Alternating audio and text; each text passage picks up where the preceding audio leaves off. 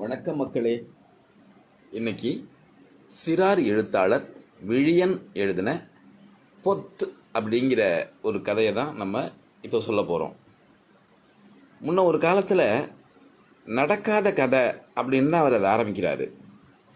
ரொம்ப உயரமான மரங்கள் நிறைஞ்சிருக்கிற ஒரு காடு.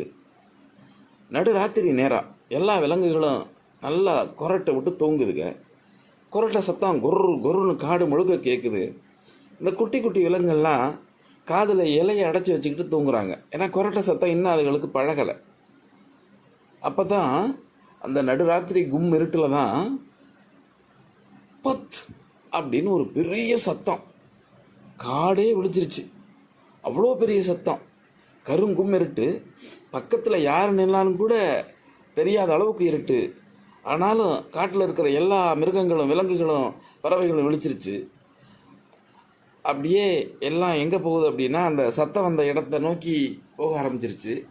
இந்த சின்ன சின்ன விலங்குகளெல்லாம் விட்டுட்டாங்க. ஏன்னா அவங்களாம் தடுமாறி போயிடுவாங்கன்னு சொல்லிட்டு அவங்களெல்லாம் எழுப்பாமல் இந்த பெரிய விலங்குகள்லாம் அந்த சத்தம் வந்த இடத்த நோக்கி போகிறாங்க.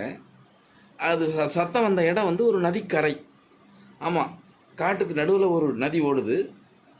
ஒவ்வொரு விலங்காக முட்டி மோதி இந்த நதி கரைக்கு போகிறாங்க.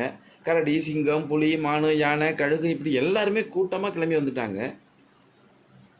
வாங்க வாங்க, என்ன உங்களுக்கு அந்த சத்தம் கேட்டுச்சா? அதோ அந்த பெரிய மரத்துக்கு பின்னாடி தான் அந்த சத்தம் கேட்டுச்சு. நான் முழிச்சிக்கிட்டு தான் இருந்தேன், பொத்துன்னு சத்தம் வந்துச்சு அப்படின்னு ஆந்தை சொன்னிச்சு. தனியாக போகிறதுக்கு எனக்கு பயமாக இருந்துச்சு. அதான் யாராவது வருவீங்க அப்புறமா போகலாம் அப்படின்னு சொல்லிட்டு நான் இருந்தேன் அப்படின்னு அந்த ஆந்தை சொல்லிச்சு. அந்த இருட்டிலையும் அந்த பொருளெல்லாம் பெருசாக தெரியுது. நல்ல உயரமாக பூசணிக்காய் போல் ஏதோ ஒன்று கிடக்கு. பூசணிக்காய் மரத்து மேலே போட்டால் என்ன ஆகும்? செதறிடும். அதே போல தான் 2 பாகமாக செதறி கிடக்குது அந்த பொருள். அது வெள்ளையும் பழுப்புமாக இருக்குது. இது என்ன வினோதமான பொருளாக இருக்கும் அப்படின்னு எல்லா விலங்குகளும் ஒருத்தருக்கு ஒருத்தர் பேசிக்கிறாங்க. அப்போ தான் வலது காலில் கட்டு போட்டுக்கிட்டே ஒரு ஒட்டகச்சிவிங்கி அங்கே சேருது. அது அந்த பொருளை பார்க்குது. ஆ அப்படின்னு அலறுது. என்ன ஒக்கி, இது என்ன பொருள் உனக்கு தெரியுமா? உடனே அந்த ஒட்டகச்சிவிங்கி வானத்தை பார்க்குது. எல்லோரும் மேலே பார்த்தாங்க. பாதி பேருக்கு ஒட்டகச்சிவிங்கி என்ன செய்யுதுன்னே தெரியல. நிலாவா அப்படின்னு கத்திச்சு கழுகு. தன்னோட நீண்ட கழுத்தை ஆமாம் ஆமாம் அப்படிங்கிற மாதிரி மேலும் கீழே ஆட்டிச்சு ஒட்டகச்சிவிங்கி. அடுத்த 5 நிமிஷத்துக்கெல்லாம் நிலாவை சீரமைக்கும் கமிட்டின்னு ஒன்று போட்டாங்க. அந்த கமிட்டியோட வேலை அந்த பிஞ்சு போய் இருக்கிற நிலாவை தைக்கிறது தான்.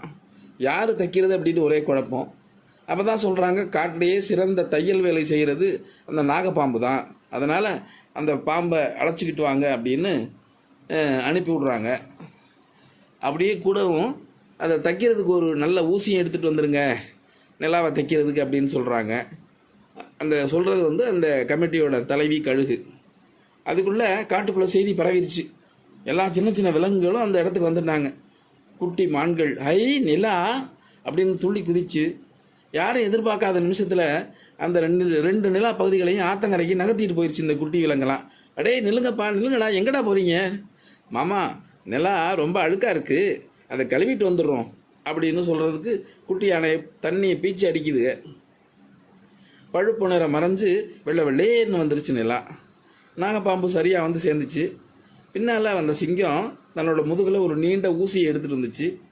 இப்போ தைக்கிறதுக்கு நூல் வேணுமே, அதுவும் வெள்ளை நிறத்தில் இருந்தால் தானே சரியாக இருக்கும் அப்படின்னு யோசிக்கிறப்ப வரி குதிரையோட வாலில் இருந்து வெள்ளை ரோமங்களை எடுத்து தைக்கலான்னு சொன்னாங்க.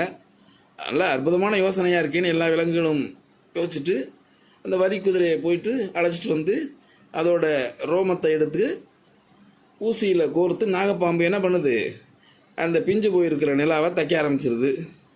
திடீர்னு ஒரு பக்கம் ரொம்ப அழுகிற மாதிரி சத்தம். ஒரு குள்ள நரி உட்காந்து அழுதுகிட்டு இருக்கு. என்னப்பா விஷயம், ஏன் இப்படி அழுகிற அப்படின்னு கேட்குறதுக்கு அந்த குள்ள நரி சொல்லுது, நிலாவுக்கு வலிக்கும்ல, என்ன இப்படி குத்தி குத்தி தைக்கிறீங்க அப்படின்னு சொல்லுது. அடே சும்மாறா அப்படின்னு சிரிச்சுக்கிட்டே நாகப்பாம்பு சொல்ல கூடியிருந்த எல்லாரும் சிரித்து கைதட்டுறாங்க. அப்புறம் என்ன, நாகப்பாம்பு சொல்லுது, ஆமாம் இல்லை, எல்லா வேலையும் முடிஞ்சிச்சு, தச்சாச்சு, இப்போ என்ன செய்கிறதா அப்படின்னு பாம்பு கேட்குது. மலை மேலே போய் உருட்டிட்டு போய் தூக்கி போட்டுடலாமா? அது உருண்டு கீழே வந்தோம்னா டேய், அதுவும் இல்லாமல் ரொம்ப அழுக்காயிடுமே, நிலா கிட்ட போய் மேலே போகணுன்னு சொல்ல முடியுமா? அடேய், இப்படியா நிறைய ஆலோசனைகள். நல்லா விடிய போகுது.